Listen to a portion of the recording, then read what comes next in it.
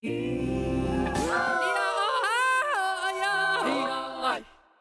I will faithfully execute the office of President of the United States. the office of President of the United States. Donald Trump takes office and dives straight in with a flurry of far-reaching executive orders. Opposition lawmakers take an axe to the 2025 budget, slashing $6 billion in the biggest spending cut in Taiwan's history. Picking up the shattered remains of their homes, residents in southern Taiwan wake up to the aftermath of a 6.4 magnitude earthquake. Plus, I'm Mick Lowett here in the Pacific island nation of Palau, where authorities say they're battling a rising tide of organized crime coming from China.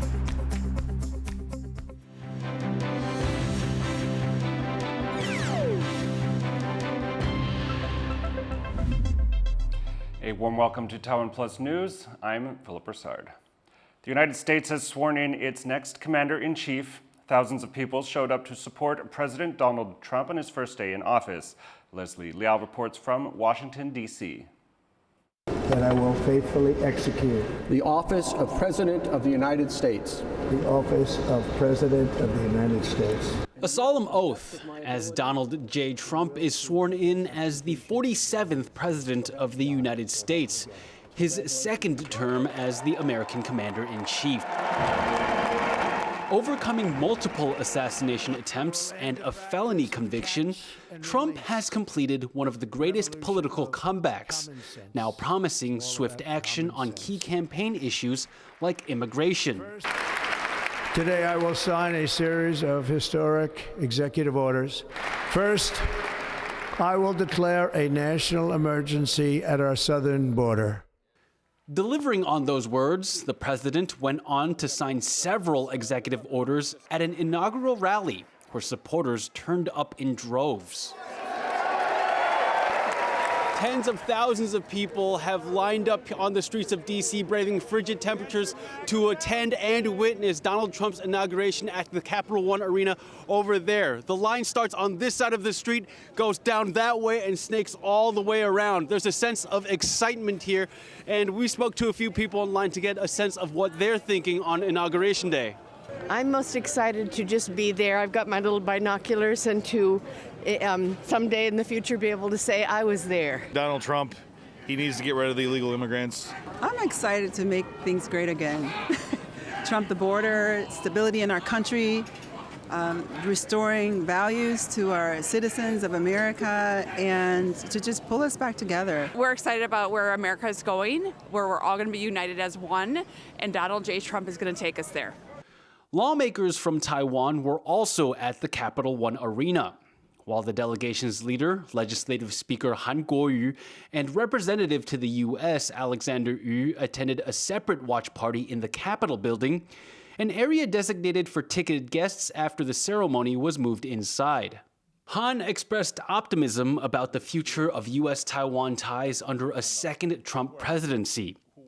大家可以观察到，川普总统邀请的企业界基本上都是以高科技为主，而台湾高科技又是非常的强项的。我们也希望未来美台之间有更多合作的紧密的机会。But on his first day in office, Trump is prioritizing domestic policies. Behind me is the White House, where Donald Trump is making good on campaign promises by continuing to sign executive orders on things like immigration, energy policy, and government operations on his first day in office, marking a historic transition in American politics. Leon Lien, Laurel Stewart, and Leslie Liao in Washington, D.C. for TaiwanPlus. Now for more on Trump's first day in office, John Van Trieste breaks down what his executive orders say about the administration's priorities. Day one of the second Trump administration, and the pace of change is already rapid. To the cheers of an arena filled with fans, the 47th President of the United States signed a slew of orders aimed at undoing the policies of his predecessor. The first item that President Trump is signing is the rescission of 78 Biden-era executive actions, executive orders, presidential memoranda, and others. And to great cheers, pulling the U.S. out of the Paris Climate Accord. We're going to save over $1 trillion by withdrawing from that treaty. But Trump didn't stop there. Later at the Oval Office, the freshly inaugurated president took care of what he sees as unfinished business from his first term. So this is January 6th. These are the hostages. Approximately 1,500 for a pardon. Yes. Full pardon. Trump has never acknowledged he lost the 2020 election, and he sees the rioters who tried to overturn the confirmation of Joe Biden as political prisoners. It may just be the opening hours, but already much of Joe Biden's legacy is undone. Government diversity initiatives are canceled, directives on climate change reversed, and sanctions on Israeli settlers in the West Bank who've been violent toward Palestinians axed. And there's more. Trump has withdrawn the U.S. from the World Health Organization and even begun renaming geographical features. It's just the tip of the sweeping changes Trump has vowed, from ending birthright citizenship to expanding U.S. territory. But if this early momentum keeps up, the pace of change could be very fast. Chris Ma and John Van Trieste for TaiwanPlus. With Trump now officially sworn in as U.S. president, governments will be watching closely for concrete details on sweeping pledges he made on the campaign trail. One of Trump's highest profile plans is to impose tariffs on U.S. adversaries and even some allies and partners, including Taiwan. Joyce Tseng has more.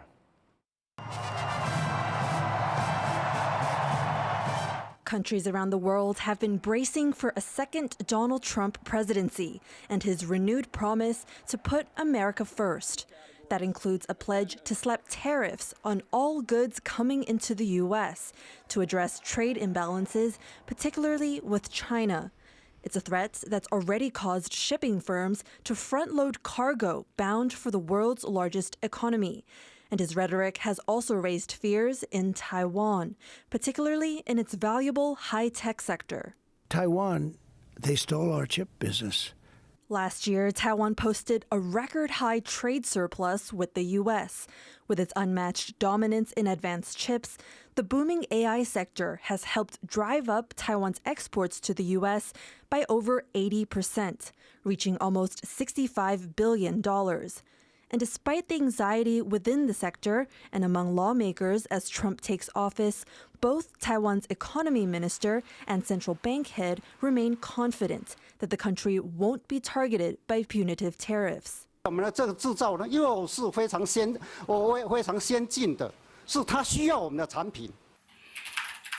according to Lian Xianming, the head of a leading Taipei-based economy think tank, this is no guarantee. Speaking to TaiwanPlus, Lian says Trump may use Taiwan's reliance on U.S.-supplied weapons to push U.S. interests. It is true that on the tariff side, Taiwan probably not on the top list. But you also have to be a little bit cautious because there are a number of reasons why Taiwan actually fall into a disadvantaged position. Taiwan still needs the United States a lot of help. National defense and also about the international affairs. Trump is going to use that to have some favors.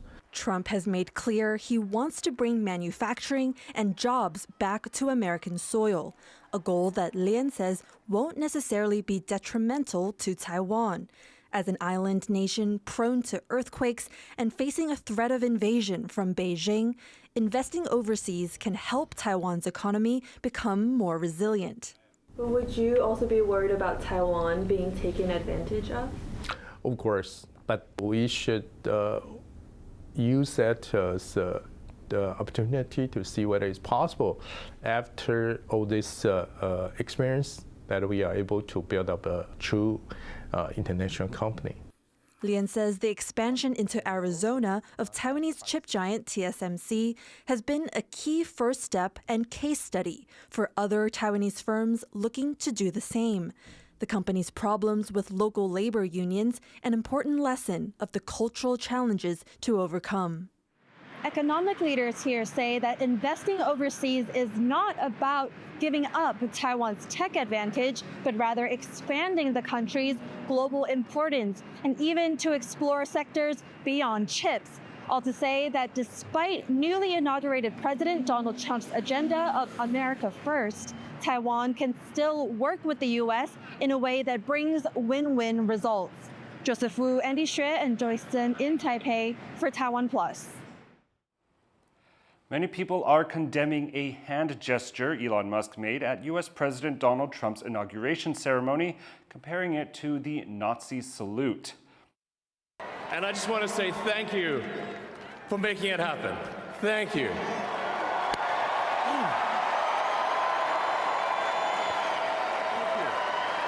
My heart goes out to you.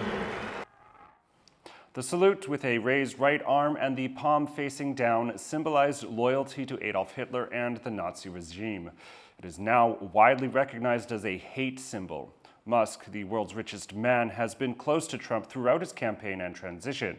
He is leading an unofficial policy advisory group known as the Department of Government Efficiency, or DOGE. Joe Biden issued a raft of pardons in the final minutes of his presidency, saying he wanted to protect these people from revenge under the new Trump administration.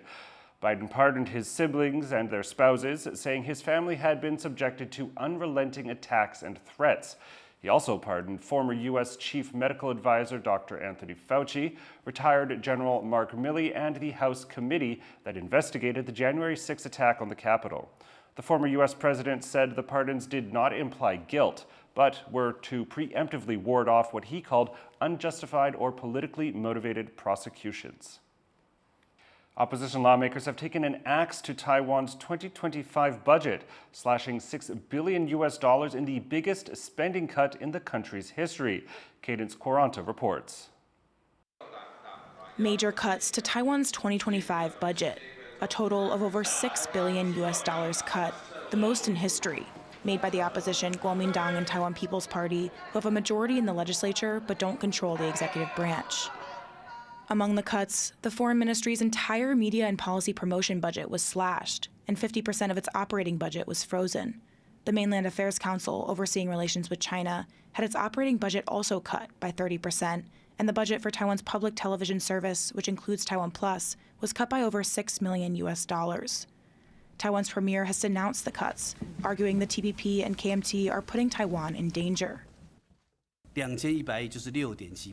况且，我们3.1兆的总预算，如果扣掉1.5兆的法定支出，再扣掉2500亿以上的一般性补助等等，我们实际上可用的也只有1.3兆而已。2100亿。 是16%. Lawmakers from the ruling Democratic Progressive Party have also expressed concern, with some deliberations on budget items devolving into shouting and name-calling, reflecting deep partisan divisions. 蓝白的联手之下，然后来对准我们的总预算案，已经突破了史上被删减跟冻结最高额度也最不合理的一个审议结果。 But in response, KMT and TPP legislators insist they have simply eliminated wasteful spending and have suggested they were flexible with their cuts. 很多预算在这个部会首长来跟我们沟通的过程中，也有改变了删减的幅度。 Of particular interest to many are cuts to the state-run power company. Opposition parties also eliminated a proposed $3 billion subsidy for Taiwan Power Company, which could affect electricity prices and subsidies. The company's in debt and says the cuts may mean they may not be able to upgrade power equipment and could also force it to raise prices. In Taipei, people had mixed opinions about the decision. 如果没有涨价的话，政府受不了的话，我们的生活品质是受到影响。那如果该涨，你也是要让它涨啊，就像我们东西一样。那为了照顾到一定的品质，就要一定的价格，一定要合理。老百姓还是政府说的，还是他们说的算嘛？那只能说我们在用电上可能要做一些节省的部分啊。很对啊。为什么？因为你台电要补助我们用电户啊，到时候我们每一个电表哈。 他如果删掉的每个电板都要多3000块出来，相对影响我们生意，结果它会转嫁到消费者。With the third and final reading of the budget concluded and no negotiation left, many government bodies will now have to get to grips with reductions in their budget that they had been fighting to prevent. Patrick Chen and Cadence Quaranta for TaiwanPlus. People in Taiwan's south are assessing the damage after a 6.4 magnitude earthquake struck at midnight on Tuesday, destroying several homes. Reese Ayers has spent the day in the area and joins us live. Reese, how is the community responding? Well, it's been an entire community response here in Nanxi District in Tainan, this building behind me, offering beds to those few residents that did completely lose their homes, and also to folks who are maybe too afraid to return home due to structural damage to their properties. Now, officials have been here throughout the day, including Taiwan's Premier Zhou Rongtai, assessing the damage and offering their support to this community that's been struck by this earthquake. Emergency responders, including the military, all chipping in, and locals as well, gathering together to help get this community back on its feet. I met with some of those residents earlier whose properties were most damaged by this tremor. A wall once stood here, separating the kitchen from the hallway. Now, Nanxi resident Lin Hua-min shows me the rubble-filled hole in her home, the damage caused by an earthquake that shook her from her bed. 好害怕，害怕就走东西没有电啊。我拿手机那个比较暗，就照下来，慢慢走。这个东西很多啊。Lin is just one of hundreds of residents picking up the pieces after the 6.4 magnitude tremor struck southern Taiwan minutes after midnight on Tuesday, with aftershocks continuing to rock the area for hours after. 整晚都是余震啊，他就不敢睡觉，跑去那个车上睡啊。他说车上睡，他也去这样摇啊，很可怕啊。 The epicenter of the quake was close to the Jiayi-Tainan border in southern Taiwan, but the tremor was felt throughout the country. It's rural communities like this one in the mountainside district of Nanxi that seem to have suffered the most damage. But despite the total collapse of some buildings here, miraculously, the people pulled from these residencies only suffered minor injuries. And that's mostly thanks to the swift response from emergency workers here. 南西区就整个就停电了，那南西区马上成立应变中心，那消防队跟警察局相关的人员都已经进来我们这个社区来进行搜救，主要是房屋受损相当的严重啦，初估差不多要300到400户。 With building surveys already underway and local residents banding together and reports of only minor physical injuries, this community and others like it across southern Taiwan seem to have escaped this quake relatively unscathed. Now, outside of Nanxi district, which appears to have been the worst hit area perhaps in the entire country, there are other reports of minor injuries and some damage to structures. This morning, Taiwan's chip giant TSMC saying that they had to evacuate their factories and stop production. But according to them, things are getting back to normal today. Aftershocks are still a concern. We felt one here just over an hour ago, but for now at least, it seems like Taiwan and this community here have escaped this earthquake relatively unscathed. Efforts here a testament to Taiwan's preparedness and its ability to respond to disasters. Thank you, Reese. That was Reese Ayers reporting from Tainan. 5 people have been charged in connection to a food poisoning incident in Taipei last year that claimed 6 lives. The owner of the restaurant where the incident took place is among those indicted. Prosecutors say the man, surnamed Wang, failed to implement proper food safety practices, showed no remorse, and shifted blame after dozens of diners fell ill after eating at his restaurant. Investigators say his restaurant did not store its noodles properly, which gave rise to a deadly toxin. An Air Force officer has died following an accident on a base in central Taiwan. Taiwan's military says the officer, surnamed Hu, was sucked into an engine while performing a pre-shutdown inspection on a plane at Qingchuangang Air Base. The officer was pronounced dead after being transported to a nearby hospital. The military says it is investigating the cause of the accident. A Chinese national has been indicted for illegally entering Taiwan after crossing the Taiwan Strait in a rubber dinghy last year. He was rescued off the coast of New Taipei City in September 2024 after making a distress call. The 32-year-old told authorities that he was seeking freedom and wanted to start a new life. He is currently being held incommunicado and could face a 5-year prison sentence. The man allegedly violated the Immigration Act and the act governing relations between Taiwan and China. A 33-year-old police volunteer will spend life behind bars in India for the rape and murder of a junior doctor in the country's east. The doctor's body was found in a classroom at a state-run hospital in Kolkata on August 9th. An autopsy found she had been strangled and sexually assaulted. The crime sparked national outrage over the chronic issue of violence against women and prompted widespread protests and hospital strikes. The judge rejected demands for the death penalty, including from police and the victim's family, saying it was not the rarest of rare cases. हम लोग चाहते हैं कि इससे भी बड़ा punishment होना चाहिए था। ये छोटा सा पनिशमेंट हुआ है। हम लोग और भी जगह पे हम लोग जहाँ request. Police have also charged the officer heading the local police station and the head of the medical college with destruction of the crime scene and tampering with evidence. The Pacific island nation of Palau is battling a surge in organized crime involving Chinese nationals. Its leaders say it's part of Beijing's intimidation of the country. Rick Glowert reports from Palau. An uneasy wait for their long flight home.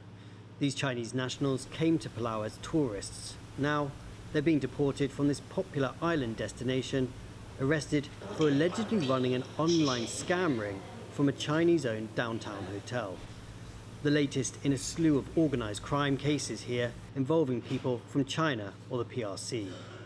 I would say all of the suspects that were arrested are PRC citizens, and the suspects from the other cases are all PRC citizen. It appears that PRC is sending their folks over here to Palau to work in these online scamming centers. As he begins a second four-year term, the country's president, Surangul Whips Jr., is cracking down on organised crime, acting on a list of foreign nationals to expel. Most on the list are Chinese, suspected of involvement in illegal drugs, money laundering and human trafficking. Whips believes it's part of China's attempts to intimidate his country. Well, we definitely see an uptick in organized crime coming into Palau. Whether it's the online gaming operations, we've had a record number of drug busts at the airport of Chinese nationals bringing in drugs.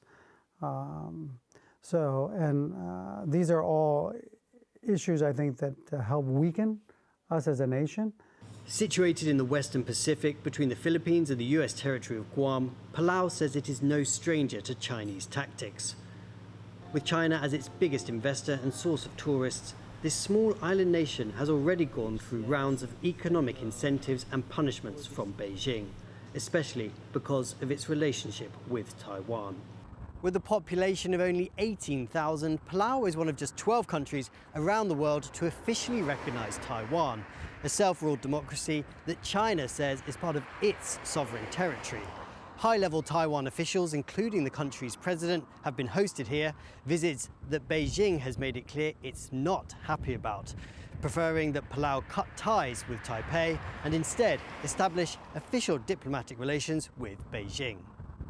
Over the last few years, Palau has been hit by suspected Chinese cyber attacks and regularly records Chinese research vessels entering its exclusive economic zone. The Chinese Communist Party rejects allegations of using organized crime for coercion, but many see a pattern in this region. Chinese organized crime is not a standalone enterprise about which the Chinese government knows nothing, but it very much is part of China's effort to assert itself, to establish its influence around the region and also around the globe. Experienced in combating Chinese intimidation, Taiwan has been helping law enforcement here, sharing intelligence and lending manpower to investigations, already leading to arrests of suspected scam ring leaders and money launderers. Refusing to succumb to pressure, these two island nations share a common threat: as well as a determination to decide for themselves who to be friends with. Alex Chen and Rick Lowett in Koror, Palau for TaiwanPlus. India's representative office in Taiwan has hosted a Republic Day celebration marking the 30th anniversary of the two countries establishing de facto diplomatic missions. India's representative in Taiwan, Manhaj Singh Yadav, says he hopes Taiwan and India can leverage their strengths to drive growth in the AI and chipmaking industries. Taiwan's deputy foreign minister also expressed confidence in the future of the two countries' relationship. In the last 3 decades, the Taiwan and India bond has grown even stronger. Indeed, the bilateral trade has increased 100-fold, and over 260 Taiwanese business companies now operate in India. Taiwan and India are finalizing an agreement to ease worker mobility between the two countries, and that's expected to take effect later this year. Thank you for watching TaiwanPlus News. You can visit the TaiwanPlus website or follow our social media for more of our stories. Finally, we leave you with images of horse riders showing off traditional Portuguese dressage. UNESCO listed the technique as an intangible cultural asset in December. I'm Philip Broussard. Take care, and we'll see you next time.